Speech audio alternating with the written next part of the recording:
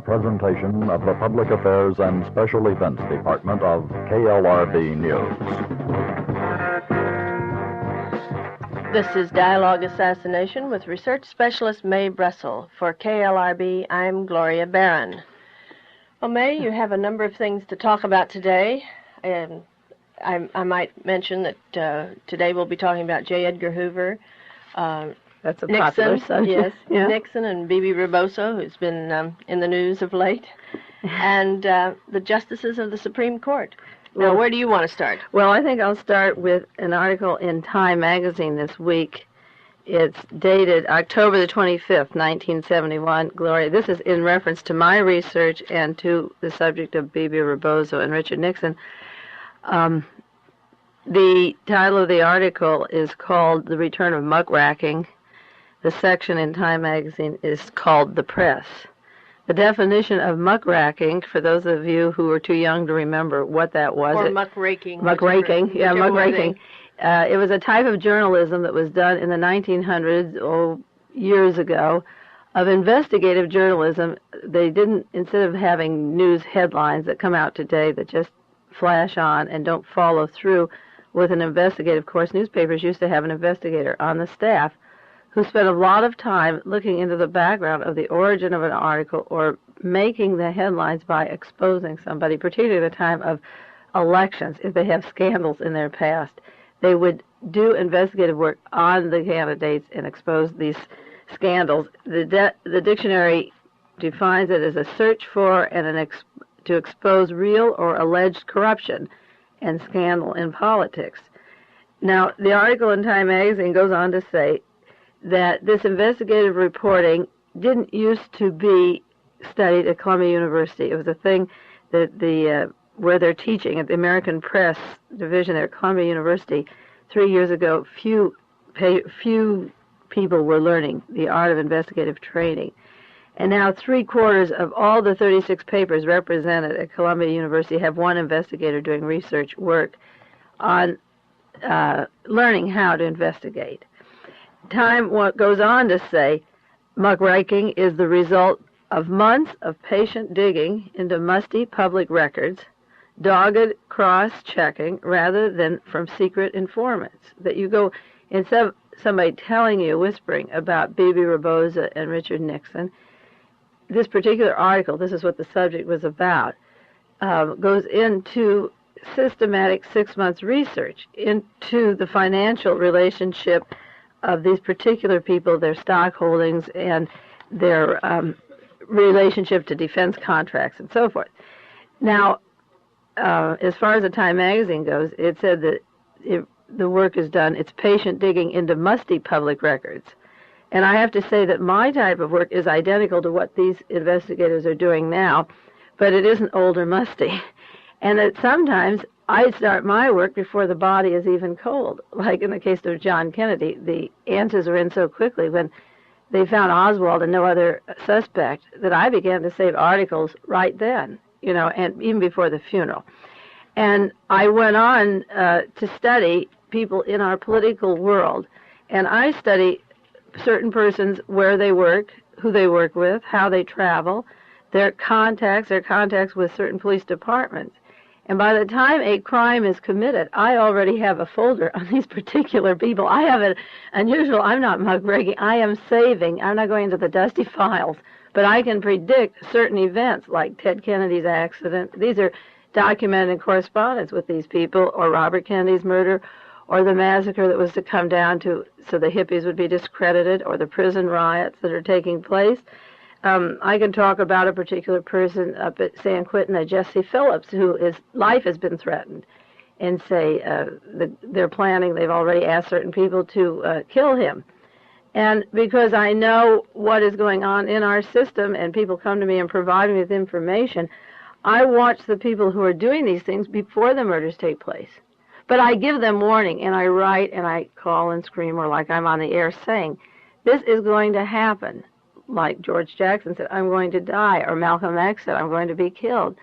And you begin to see why he's going to be killed, what is he saying that would make him be killed, who is he threatening? And you watch the people that he is accusing of being his enemies, and you see who they make the deals with and how they connect with other people. And then by the time he is killed, which is a tragedy, you already have a pattern, a modus operandi. So Time magazine went on to say that they now keep Newsday newspaper in Long Island keeps 4 to 11 men researching special projects. Newsday is a newspaper that carried a series of articles that were not in our Monterey Herald or the Chronicle, but the San Jose Mercury carried a series of articles for 5 continuous days. They were the week before last. And I didn't have time to sit down and take them apart like I wanted to until this weekend. And the articles, the research that Newsday did is what I'm going to be talking about in terms of Richard Nixon and BeBe Rebozo, because they sent a team out to investigate the relationship of George Smathers and BeBe Rebozo. Now, the article goes on to say that the purpose, I'll read you the conclusion of the research, and then I'll go on and tell you what they found. The person who ordered the research said, "We are not looking for criminals. We are trying to produce a detailed, factual account to tell people how their government really works." Now, a lot of people have asked me, what are my motives for doing research on the assassinations, or watching world figures as they move around and go about their business and wondering why they're island hopping to certain places. I do that kind of research that the men are doing in these particular newspaper things, and my subject is political assassinations, because I want to know how the government works. And the only way you really know is not what they say, but what banks they bank at, how much land they bought, what they paid for it, what they sold, did they own that land and never had to pay any payments on it till the investigators showed up. What was the mortgage on it? Was any money transpired? If it wasn't, how do you accumulate masses of money without any cash to begin with? I'm trying to stick with the public records that are filed in the counties, or these men were doing that. I'm sticking with sworn testimony, FBI reports, and documents of the State Department to see how our government really works. Now, for those of you who don't know these names, George Smathers was the Democratic senator from Florida at the time John Kennedy was president. And he lives in the Miami area. He voted against everything that Kennedy wanted, and they asked him, why did he do that? And he said, well, the president understands. He happened to be the best man one of the ushers at John Kennedy's wedding. But I think it had to be probably a political kind of thing that Kennedy recognized Miami, or Smathers was moving into the presidency to see if he could help control it in some way. So George Smathers was the Democratic senator from Florida, but his associations were with Lyndon Johnson and with the Republicans in that area. And BeBe Rebozo was a man who lived in the Miami area, who I've kidded about on the show, but I know he had a very important position because he lives on the compound with Richard Nixon. He's the only person outside of the Secret Service who lives right inside the Nixon dwelling, has his own bungalow, and he drives Richard Nixon everywhere. The Secret Service is behind them, and he is with him at Camp David and wherever he vacations, or with his family or with the family celebrations. Rebozo is always there. And he has become a millionaire down in the Miami area. He has a bank. He has a lot of property. And the team of BeBe Rebozo and George Smathers is a fascinating team. And the reason, again, that Mr. Green goes into them is he wants to find how the government really works. And his main target, he said for the articles, the most distinguished target in the country is the President of the United States. Now, the title of the articles wasn't Richard Nixon's connections in Florida, but this series of articles, if you didn't get them in the San Jose Mercury, you might go to the library and take them on a copying machine and copy them down if you are a serious student of what I'm saying, because a lot of you are taking tapes and getting the books, and you've become really serious. Some people are keeping notebooks now and spending at least 1 or 2 hours a night taping in articles and so forth. It's really far out. And this is a good collection because this is only the beginning of what's going to come very soon. Now, one of the articles that Newsday put out on a town called Islip in New York, similar to this type of article, won 17 awards, including the 1970 Pulitzer Prize. It led to the indictment of 21 persons, the conviction of 7 people, the resignation of 20 public officials, and they managed this without one libel suit.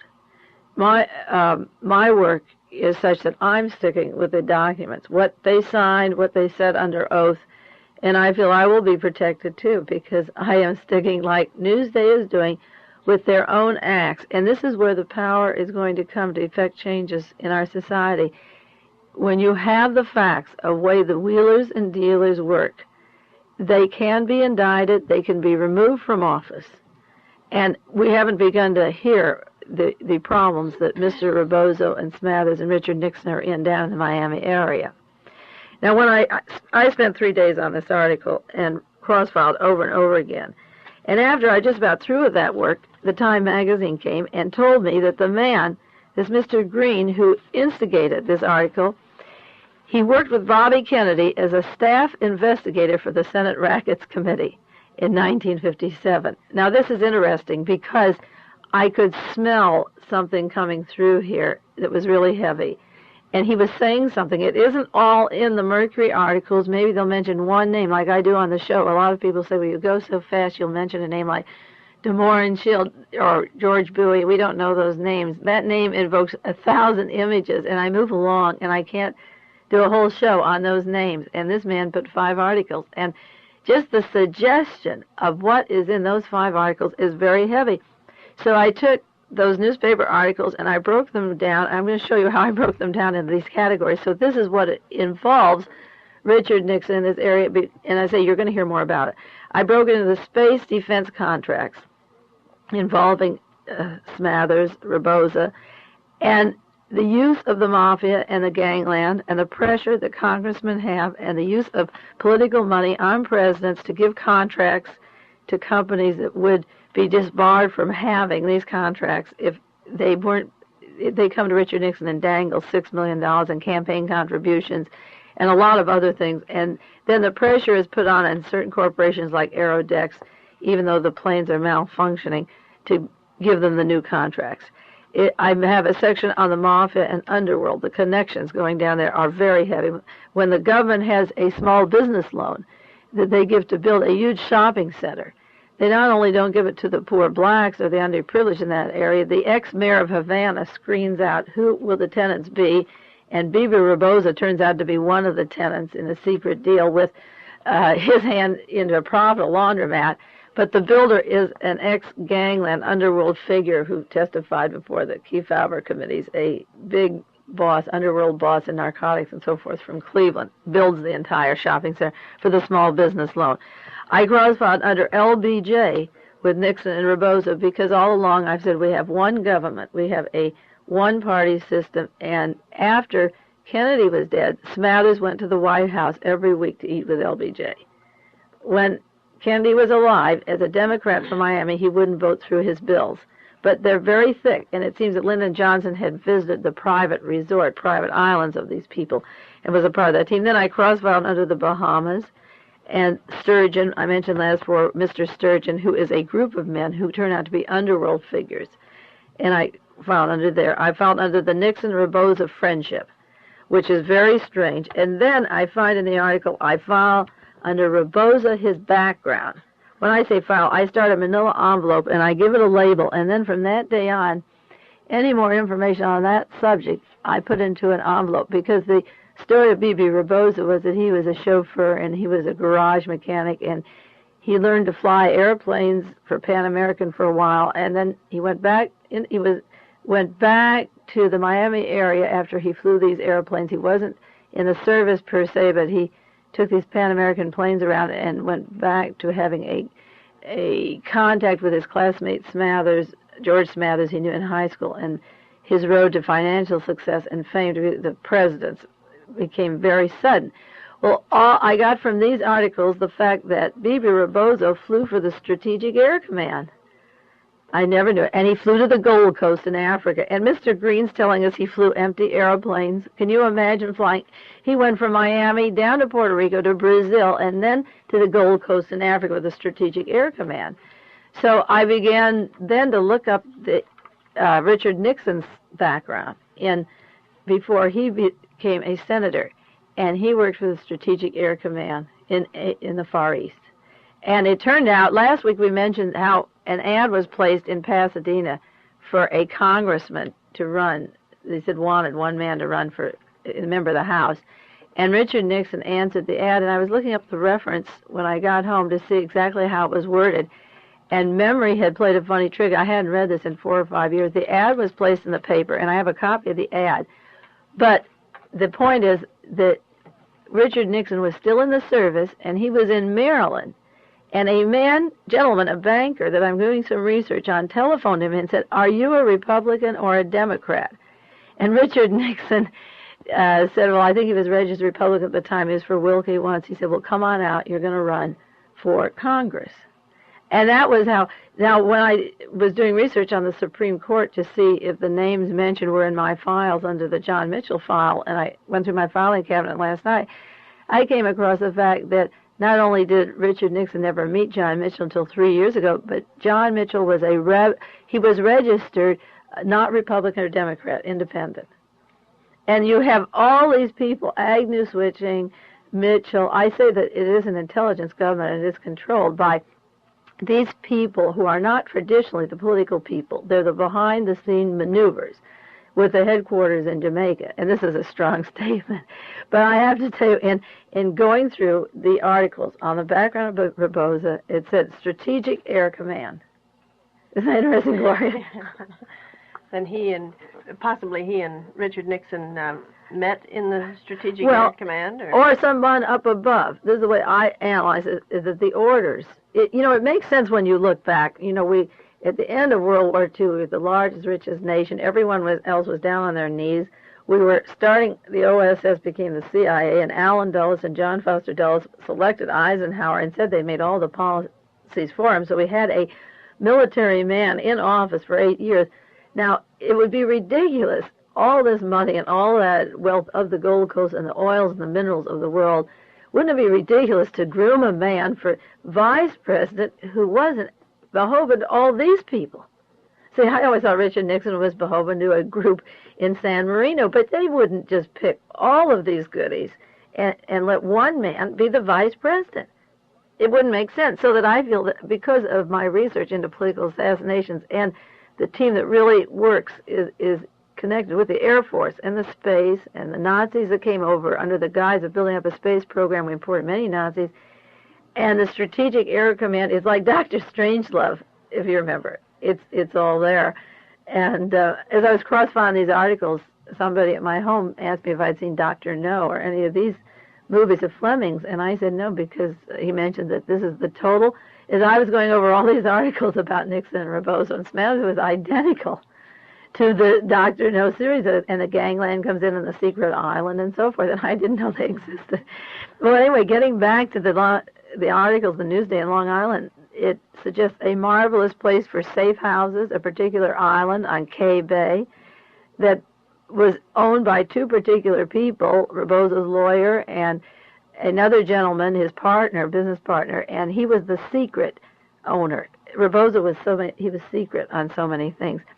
I filed under CIA safe houses with a question mark, because this you'd never know, but it'd be a perfect place. The government bought the land from them, but nobody gets on it. It became a public park in 1969, but the political government had changed hands by 1969. You didn't even need safe houses anymore. But 3 weeks before John Kennedy was killed in Dallas, the police department picked up a man and took a tape recording that he was supposed to be killed in Miami.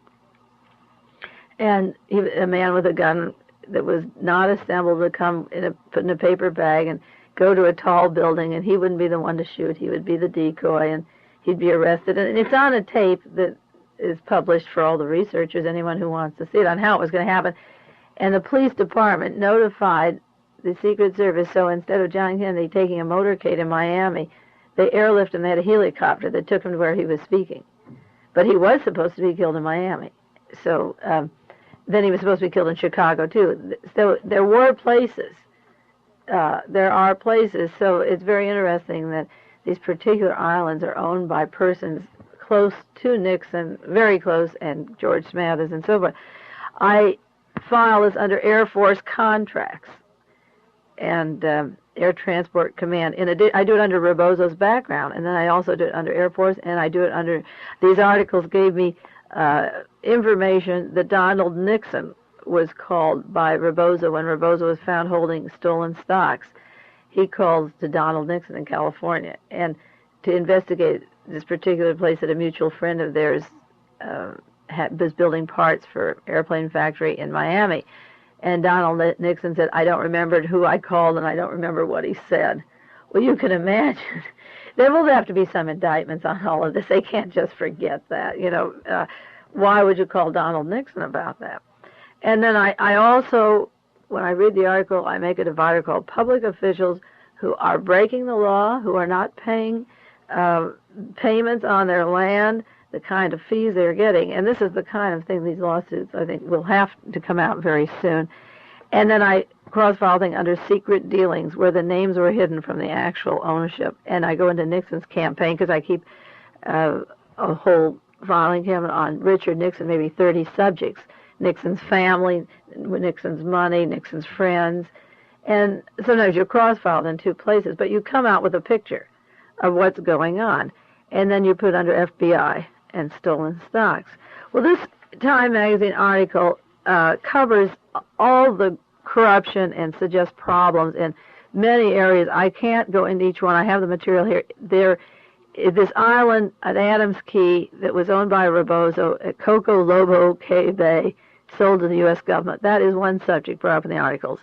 The subject of Aerodex, the defense firm, how they were going to lose their contract and the pressure put on to let the government do it. There is a subject on the American Horse Council that there were tax loopholes, that horse owners, the racetrack people, have loopholes that would save the American taxpayers millions of dollars. The provisions on the selling of horses was done for the farmer, the poor farmer all over America, and the racetrack people got in on it. And through the influence of Smathers, who was retained at very high fees, the tax benefit continues to go to the American Horse Council. So if your taxes go up, the horse people go down. The utility company that Rebozo owns, the Florida Power and Light Company, is involved here. And this is terrible. There's a case going on in San Francisco with Mayor Alioto and the utilities up in Washington State and a fee of $2 million he got. Politicians are making so much money off of your gas, your light, electricity, your water. Someday they'll just have to be put back in the hands of the people. My bills come at $40 for water, $30 for gas, and $50 for electricity every month, something like that. Anyway, there's subjects in the Bahamas, the Mafia syndicate, stretching all the way from Alabama to California, Miami. There's a whole section on stolen FBI stocks. And Rebozo, not stolen FBI, the FBI comes to see Rebozo. They're stolen stocks from E.F. Hutton. And we're sitting in Rebozo's bank, and when the FBI came, he sold them the next day. Not that he thought anything was wrong with them, but he thought he may as well sell them. And there's all the Newsday articles come into the small business loans, how hard it is in Detroit, Chicago, and other states to get any money for people to get loans to open their own small businesses. So the government was to come in and get them started on their business because they have no credit and the bank wouldn't give them credit. And the idea was to let people start their own small businesses. So instead of giving it to other areas with a lot of pressure, one hunk of money was given to BeBe Rebozo for a small business loan. And he had a lot of places where he could get loans from that he didn't talk about, and a lot of places where money would come in. But he built this huge mall and shopping center, which is half empty, and the government guarantees the rent. Nobody's using half of it. And then last year, a Canadian bought it. And, of course, I'll do research on the Canadian, and I'll write to Mr. Green. And that word rings 1,000 bells to me in terms of assassination planning and Edgar Hoover and the racetrack people up in Montreal. So if a small business thing isn't making it, and the money was allocated for the people in the Florida area, why does a Canadian buy it? That brings up a lot of problems, because there certainly must be some people in Miami wanting to open their own business that don't have money. And then there's an article on the Florida fruit lands. And then another article on Rebozo with his godson. He had very close friends, and they were killed in an airplane crash going over Japan and left an estate of $250,000. And Rebozo was the godson. He became the executor on the estate with the boy's uncle. There was a 17-year-old boy that survived. The boy got $7,000, and Rebozo and the uncle each got $60,000. And when Newsday did their investigating, the boy didn't even know that his folks had that kind of money. You know, they didn't know that his godfather had $60,000 from the estate, and the boy had $7,000. He's working for some clothing store in Florida, and he didn't even know this was existing. So there may be a suit on that. He didn't have much to say right at the time. So if you read Time magazine on muckracking, I think you'll find it really interesting.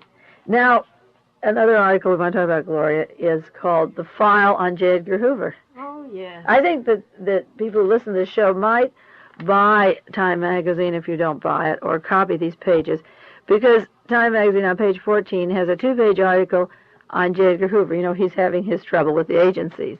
And there's a picture of the files of 1920 and 1930 and 1940, and then the 50, 60, and 70 are coming down and hitting him on the head. There's a cartoon, and he's sort of being knocked over by the work. It's knocked him out. Now, what's happening to poor J. Edgar Hoover? He's having a bad time in Washington. I predicted he would 4 years ago when Howard Hughes moved into Vegas, and we've talked about this before, and people would say, even people that worked at Hughes Aircraft in Santa Monica, my brother-in-law said, why is Hughes moving in the dead of night of Vegas? And I said, because I've been studying a police state for 4 years. And in a police state, you can't have too many bosses. And you're talking about an intelligence system, intelligence operation, a behind-the-scene government. And they're going to squeeze out J. Edgar Hoover. He's going to be the second man. And the intelligence system, and Mr. Hughes must be Mr. CIA, or group of men representing the intelligence, munitions, places, and the FBI will be squeezed out. And then, just starting a year ago, or a little less than a year ago, Robert Mayu of the FBI, who's running the ex-FBI, gaming tables and so forth, was given a letter, you know, and Mr. Hughes went all the way, he was down in the Bahamas again, in Jamaica or in the Bahamas, slipped out in the dead of night with a letter that Mr. Mayu is to leave the scene. He's fired. Now, what was that all about? That was exactly the way I thought it would happen. I thought that they were there partly to squeeze out the mafia and come down on J. Edgar Hoover. Now, why did Time magazine run these articles? The whole point of it is this, that J. Edgar Hoover has been very paranoid and limited in his scope. He is not a total police state man. As bad as you think he is, there's worse to come. There's worse. There's John Mitchell and that team, and we're going to go into that in the selection of justices. Mr. Hoover will look pretty good when I'm through. Yes, we'll take just a moment to say that you're listening to Dialogue Assassination with Mae Brussell. This is KLRB Stereo FM, Carmel by the Sea.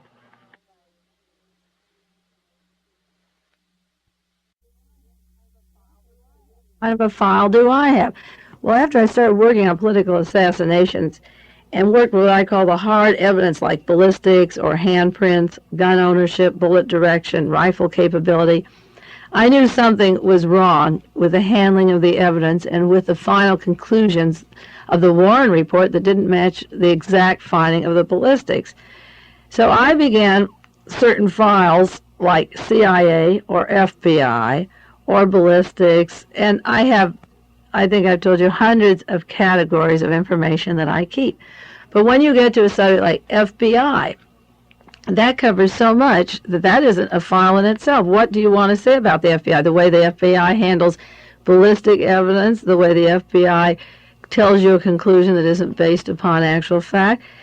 So I have I have 11 envelopes, manila envelopes, with information or facts on the FBI, and these are the general categories, and then you'll know how my head works. One is policies in general. What is their general principle? When they have a graduation, for example, who do they ask to speak? When they want to be recognized or they get medals, what are they given medals for? Where is their head at? Who supports them? Like Mr. Rosenstiel of Shenley Whiskey, he builds a monument to J. Edgar Hoover. He's a way back from the bootleg days. I used to go to the same summer resort with Mr. Rosenstiel for years up in Odin, Michigan. But Shenley Whiskey is the group that's building the biggest monument to J. Edgar Hoover. That's one of his closest pals. But I have a envelope called FBI policies in general. Then I have another one called Friends, sympathetic to the agency. When somebody speaks up and defends them or speaks for them, who goes to speak for them? Who are their friends? Then I have one on the political structure. What is their political structure? Where is their head? They're an investigative agency, but are they far right? Are they far left? What do they mouth about communism or fascism? Do they come down on the Nazis or do they entertain them? They come down on the communists, we know. But where are they politically? How far one way or the other?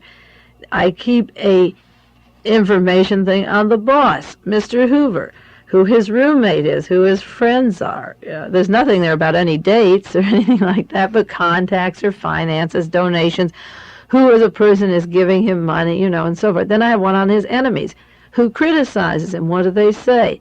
Like Bill Turner, who's written a book on the FBI. He used to be an agent, and he's written a book on J. Edgar Hoover. Fred Cook, who wrote a book, The FBI Nobody Knows, who just recently wrote an article for Nation magazine on the Committee to Investigate Assassinations and political assassinations. That's his specialty. He used to be an FBI man. His specialty now is political assassination. Then I just recently in my research, about 2 years ago, got turned on to the strong relationship of J. Edgar Hoover with the Mafia, which I wasn't aware of at all until people from Texas brought me so many things. So when you read in the newspaper, Jack Anderson, about debts that Hoover owes Murchison down at Del Mar Racetrack, or he accepts their hospitality and goes to the racetrack, I wasn't aware that this is J. Edgar Hoover's only hobby, is horses. And that people up in Canada and the syndicate, I never realized until 2 years ago how deeply involved he was with the Mafia. So when Howard Hughes came out and the disclosure that the gaming tables in Vegas are run by Robert Mayhew, who was a formerly FBI who runs the Mafia, that's where all the skimming money and Mafia money comes from, I didn't know until just about 2 years ago the connection of J. Edgar Hoover with the Mafia. So then I had to start a new section called Hoover, the racetrack people. Then I could see why the intense hatred of Bobby Kennedy, because when he wanted to come down on the Mafia, then it was a different story. Or when you get Valachi, who was one of the Mafia men, and he's taken to a jail in Washington and given protection and put in a penthouse, and he can only tell a certain amount. He didn't really stop the strings of the Mafia from working, and nothing great happened, but Valachi had protection. When Jack Ruby wanted to go to Washington and be protected, J. Edgar Hoover wouldn't let him. And Ruby told Earl Warren, but I'll be dead. You won't never hear what happened. You won't see me again. And this was in July, right after the assassination. The following year, Ruby was dead, and they didn't see him. He couldn't have the protection that a Mafia man had who wanted to talk. So I keep a file on J. Edgar Hoover on the Mafia, and I keep one on FBI killings, because this is an area that is horrendous. And this is an area that I am crusading for. I have a lot of things going to work, if changes to affect Gloria in our society. And one is that the investigative agencies, the FBI, is set up to find out who robs the bank, who kidnaps your child, who kidnaps your husband or wife. Federal crimes across the line, they are not supposed to kill. The CIA is to gather intelligence, and these two agencies kill constantly. There's trial going down in Arizona about the FBI using an ex-Marine to do a killing and make it look like the Mafia did it. Or when Columba was shot in New York just a while ago, he's still in a coma, he didn't die. His son said, the FBI and the CIA killed my father, the same people that killed John Kennedy, Robert Kennedy, and Martin Luther King. Everybody is on to these agencies. And we're going to talk in a few minutes about a new committee to investigate J. Edgar Hoover. Victims of J. Edgar Hoover have formed a committee. So I have a list of killings and that I have saved that would be valuable to this committee. The families know who are the victims, but I watch them too, because this agency, every agency in the United States, simply has to stop killing and do what it is set up to do, or its bosses should be removed from office and tried for these murders. And that day will come in our nation. It has to come. We have evidence. I keep a section on the FBI CIA killings, and then I keep another section on the FBI CIA Mafia murders, where the three work together. A man named Mr. Roselli was arrested in Los Angeles at the Friars Club for gambling indiscretions in Beverly Hills, Grant Cooper was attorney for him and asked that he be given a lower sentence because he was a mafia man for sure, but he was hired by Robert Mayhew in Las Vegas and the CIA 6 times. He was sent to Cuba trying to kill Castro, and he couldn't do it. But because he's an agent of the FBI and CIA, the mafia suspect wants a shorter sentence. Unheard of. And then I keep a section on agent provocateurs, FBI people, informers in disguise, radicals, hippies, Tommy the Traveler, and that kind of thing. So I keep a file on J. Edgar Hoover, just like he keeps a file on me, I'm sure. Now, what happened to J. Edgar Hoover? What is Time magazine saying? It said that this is a quote, under J. Edgar Hoover's dictatorial 7-year rule, the Federal Bureau of Investigation has in the past been regarded 47-year rule. Yeah. He has been regarded as one of the finest law enforcement agencies in the world. Yet, now the 76-year-old director's fiefdom shows evidence of crumbling. The FBI spirit is sapped. Its morale is low. Its initiative is stifled. And there are doubts about the FBI's ability to serve as an effective agency against subversion. End quote.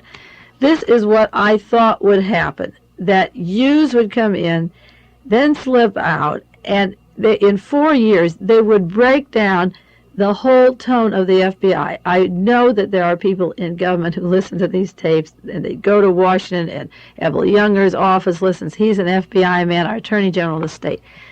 The FBI has done wonderful jobs. It's done good jobs. It has done some terrible things. It is a balance in between. But now, Mr. Hoover is going to feel the pinch of what a real police state is, because I'm not defending J. Edgar Hoover, but what I feel now is that he is being cut off and strangled from the large body of a new power force. The article blames J. Edgar Hoover for going out in all directions and irritation with an agent who is in Colorado, and it claims now that J. Edgar Hoover is cut off from the CIA, Defense Intelligence Agency, and contact with other intelligence units. That's a quotation from Time. One more of Mae Brussell's predictions, right on the line. This would happen to the FBI. I said this would happen, and now it is going. J. Edgar Hoover is going to get the same treatment he gave Bobby or John Kennedy or Martin Luther King. They may not kill him, but they're discrediting him, and he is cut off from all the intelligence gathering in the country. Now, the quotation in Time, I'm reading once more again, said, a tangle of political ironies surrounds the director's present relation with the Nixon administration. The President and the Attorney General, John Mitchell, have been hoping for months to ease Hoover out with great ceremony, public thanks for his long, remarkable career. Now, my analysis of the situation is this. We'll end that quote. That Hoover is an old guard conservative. Like, we could name 1,000 of them. He made many mistakes in his judgment. He has that 19th century mind we talked about and all its paranoia. He has no family. He's close to his mother. He's hung up on sexuality. He's repressed. He transferred all of these frustrations, like 99% of the traditional church of the past, into God. God traveled with him and Mommy, and Hoover is a product of our past. And just like the Pope and the priests and the nuns, the old Catholic Church, God went with them. And the problem with communism, the Tsar being thrown out, that was bad. We've had other things happen. When the communist threat came, that scary economic threat to divide all what I call the goodies of the world, that was pretty bad. You know, to take the oil and land and the farms and minerals and say everyone's going to have a share, that would scare Jake pretty much. But he's not a landed gentry, so it didn't scare him. But when you say God's going out there, that was too much for Jake. And he got so hung up on this godless communism and his anti-communist thing that he went gung-ho after those anti-communists all his life. So at the dockyards in New York and at Marseille and all over the world, he hired the mafia to find the communists. Because he wasn't afraid of he wasn't afraid of anybody like a communist. A communist, if you took his God, you took away from him everything that existed. And not putting down the place of religion. For those who are wondering, I am a religious person. Believe it or not, I really am. But he was too extreme in his fears. He had not very much to hold on to if you read the story of his life. and what was going for J. Edgar Hoover, and many people like him. They are the ones, if you look around, who screams the most about the communists. And they hold on to that church, and they hold on to that God, and their kids have left, and they're left with nothing else, and their world is crumbling so fast. We haven't got time to write their obituaries, so we'll just give a quick moment. So J. Edgar Hoover, he had his racetracks, and he had his horses, and the syndicate, and it goes from California to Canada. And this was his recreation, this was his lifetime, this was his whole thing. And he made errors. Like Allen Dulles and John Foster Dulles, they made errors. They wanted to move the world, they couldn't. These old men made our foreign policy with China. If you open your paper this morning, the nations overruled the United States. They're not beholden to our money anymore. We're all going to trade. We're all going to get along. We don't have to be afraid of each other. And the yellows are going to make it, and the blacks are going to make it, and there's room for the whites. And everyone's going to have little ships and airplanes going back, and they're going to trade their clothes and all the things the world makes. I read in the fashion section yesterday of the Chronicle that the new thing, now that China's going to Nixon, is the Chinese clothes. Women, the new fashion in the spring is going to be your Chinese clothes. And the San Francisco stores are getting the peasant shirts and the pants and the canvas shoes, and we're going to dress like Chinese coolies and all the women, and brocade coats for evening. And it's going to be one big splash, because there's a culture of thousands of years of China dishes and music and tastes and sounds, and they'll get out their Chinese cookware and the recipes, and all of a sudden the American children are going to find out that there's a culture way out there.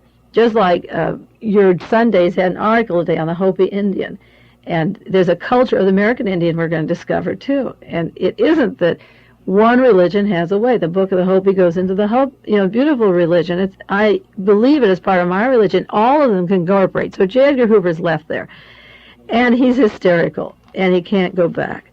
But what about Jake? What's the alternative to J. Edgar Hoover? Well, you better watch out, because when Richard Nixon and Mitchell have their mind on something, I worry. And my concern as a research analyst of political assassinations, and I consider myself an expert on the subject. I followed the rise of Nazis and butchers and Fuhrers in the United States, and this team of Richard Nixon and Spiro Agnew and John Mitchell and John Connally and Ronald Reagan and Rockefeller, and a group of men in Arizona and Jamaica and Miami and Texas and Los Angeles are working, and this is your last chance. This is the last chance in America. They'll push out J. Edgar Hoover and his agency from whoever succeeds from him will be cut off from all the intelligence gathering. But you're going to have something different. We are on the brink, I feel. Right now, the newspaper is filled with information of candidates for the 72 elections, and it all is just covering over the real issues. We're on the brink of a 1971-72 Weimar Republic. We're at that point versus a Monday in January 30th, 1933. And I'm going to read a quotation from The Rise and Fall of the Third Reich. Hitler went to the Chancellery, and a few moments later, Goebbels and others witnessed the miracle. The man with the Charlie Chaplin mustache, who had been down-and-out tramp in Vienna in his youth, an unknown soldier of World War I, derelict in Munich in post-war days, somewhat comical leader of the beer hall, spellbinder, not even German but Austrian, 43 years old, was administered the oath as Chancellor of the German Reich. The Third Reich was referred to as the 1,000-year Reich, and Hitler boasted it would endure for 1,000 years. I'm continuing the quotation from The Rise and Fall of the Third Reich. It is remarkable how little those of us who were stationed in Germany during the Nazi time, journalists, diplomats, really knew what was going on behind the facade. A totalitarian dictatorship, by its very nature, works in secret. It works in great secrecy, and it knows how to preserve that secrecy from the prying eyes of outsiders. It was easy to describe Hitler's accession to power, but the fateful decisions secretly made, the intrigues, the treachery, the motives, the aberrations which led to them, played by the principal actors behind the scene, the extent of the terror they exercised, and their technique for organizing it, that remained hidden until the secret German papers were turned up after the war. End quotes. Why do I refer to this now? Because in Washington, everything done is in secret. Richard Nixon is isolated from people. Wilbur Mills is not making a decision on the economy. Roy Ash is making it, who's connected with the overthrow of Greece. The Pentagon papers, they tried to stop everything. that was secret. Thousands of papers were taken down to Texas that are secret, millions of papers. Lyndon Johnson comes out with a book. It's all, everything he doesn't want to put in there is secret. The information on the assassination of John Kennedy, 75 years to be locked up, secret. The cabinet, no longer needed, bypassed completely, secret. Mr. Rogers, our Secretary of State, doesn't go to China. Kissinger goes there. All secret. What is said is secret. How they got to power, what John Mitchell did before he got into his position is secret. Why he chooses a man like Mr. Rehnquist, who we don't know a thing about, will remain a secret until researchers go into it. Or his other choice, Mr. Powell, he simply had a law practice, or he was president of the local board of education. Everything else is secret. The researchers will have to go into who their clients were, who they represented, what political spectrum, what munitions factories. The only way to stop this Reich that Hitler talked about that would last 1,000 years is to delve into these secrets. That's why I do my research. In getting back the Newsday article, the man said, we're doing this investigation, this type of investigative reporting again, to find out who runs the country. And you people out there who listen, get books, get information that I talk about, if you haven't read some of those now, and keep reading your newspapers, and every time you see something that says national security, it's a secret, make a fuss about it, call people up, write to the congressman. Let's not have any secrets, because this is the way we're tying ourselves off. Now, we have an article to discuss on J. Edgar Hoover that was written up in the newspaper. It may be in tonight's Herald. I don't know. It was it was William Buckley, and it was in yesterday's paper. But instead of carrying, it was in the San Jose Mercury. Yeah. But last night, Buckley didn't put it in the Herald. And it's about a committee investigating J. Edgar Hoover that held a meeting in Princeton. And this particular committee is for people who are victims of J. Edgar Hoover. Is that a turning point, Gloria? And, of course, William Buckley is putting it down, and he's making fun of all the people there who have been anti-Hoover people. But in terms of political assassinations, I think it's important for me to point out that the members of this committee who met at Woodrow Wilson School in Princeton last weekend are involved with John Kennedy. One of the members of this committee is going to be Leonard Bernstein, who works with the Panthers. Another one is Burke Marshall, the Assistant Attorney General during the Kennedy years. Burke Marshall is the man who holds the key to the National Archives that could be opened up. He holds the code of John Kennedy. Show where the bullet holes if there want. The committee is called Public Justice for Victims of J. Edgar Hoover. Fred Cook, the gentleman I mentioned who's on the committee to investigate assassinations, is on this particular committee. He claims that Alger Hiss was framed by Richard Nixon, and I met somebody who's done 6 years research on this subject who said new evidence is coming out on that too. And Martin Peretz from Harvard, a philanthropist.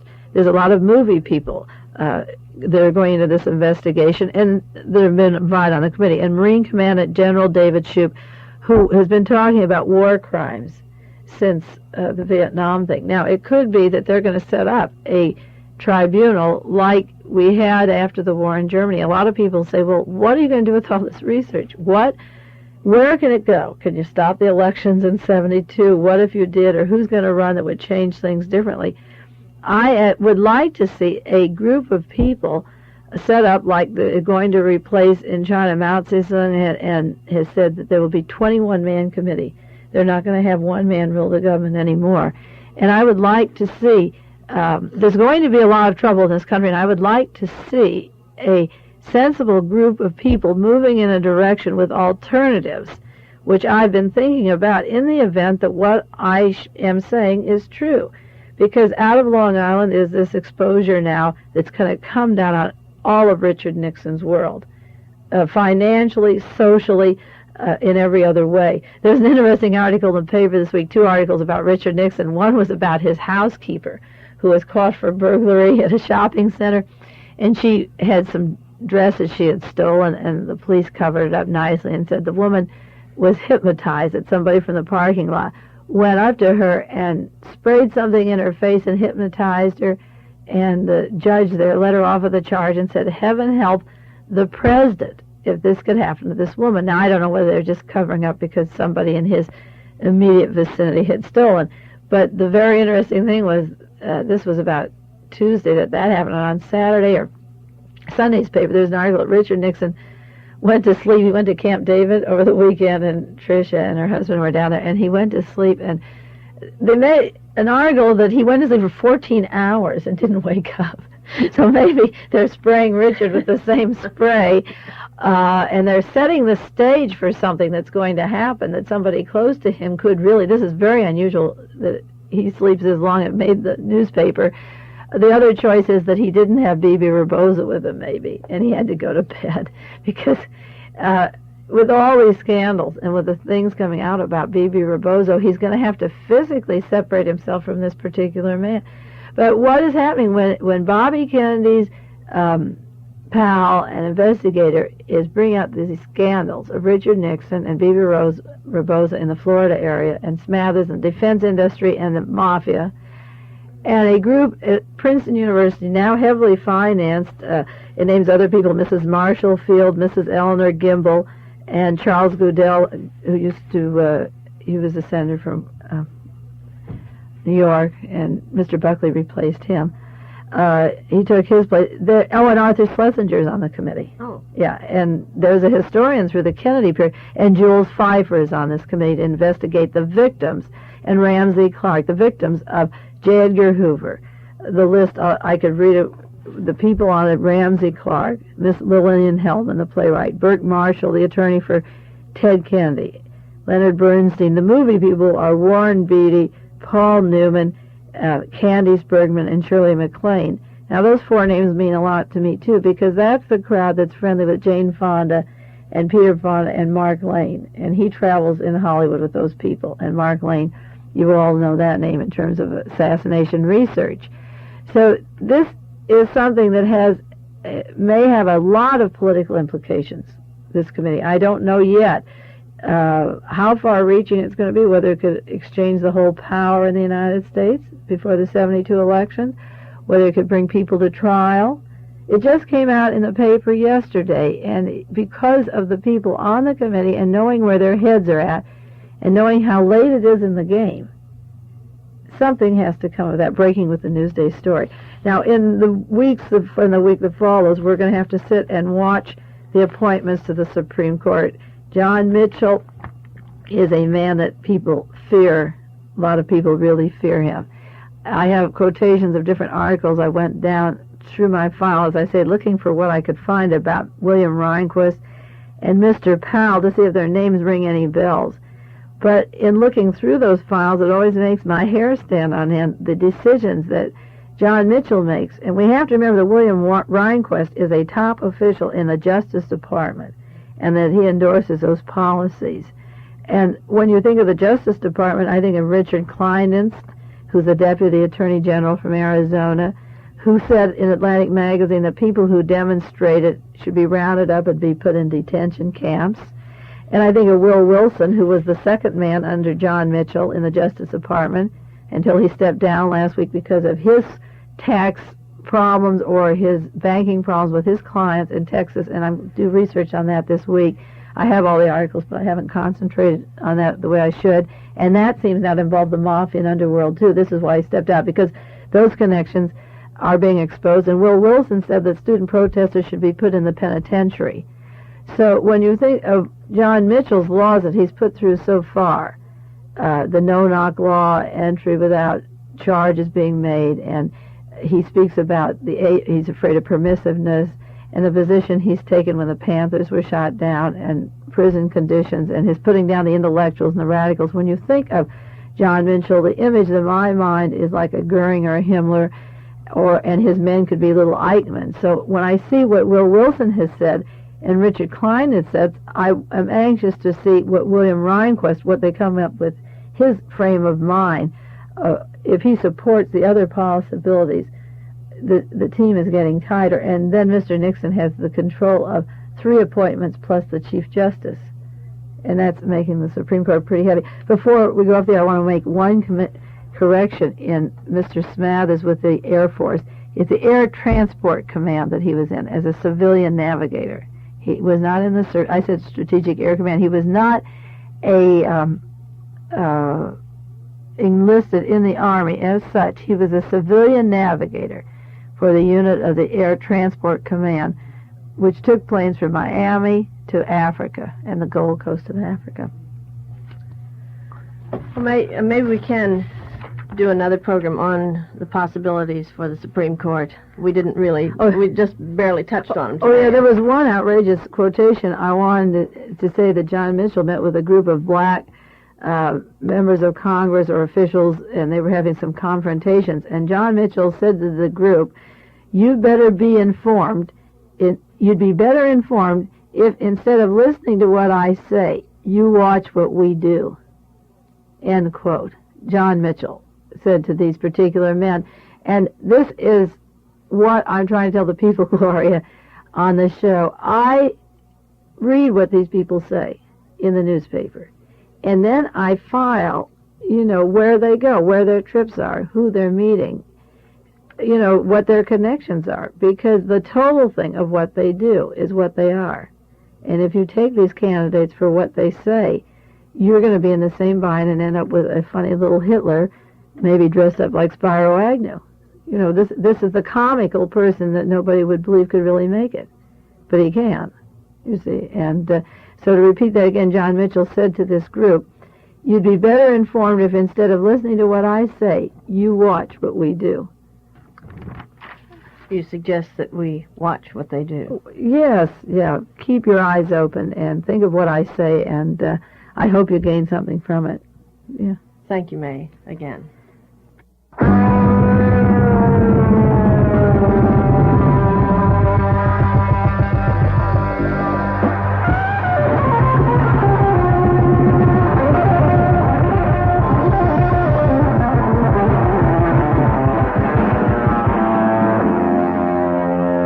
You've been listening to Dialogue.